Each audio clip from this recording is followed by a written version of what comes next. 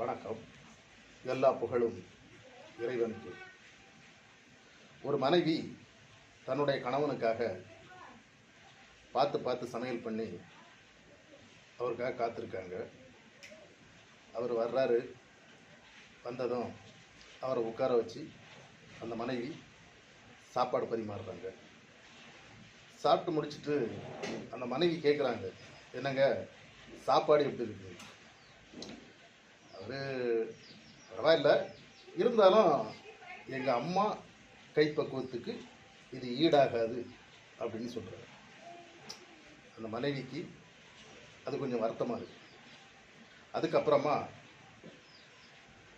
அவங்களோட குழந்தை வந்து சாப்பிட்றான்.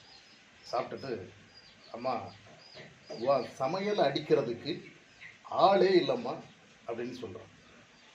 ஸோ அது வந்து அந்த அவங்களோட மகன்.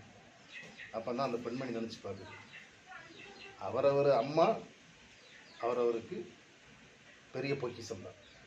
அப்போ கணவர் சொன்னதும் தப்பே இல்லை அப்படின்னு நினைக்கிறாங்க.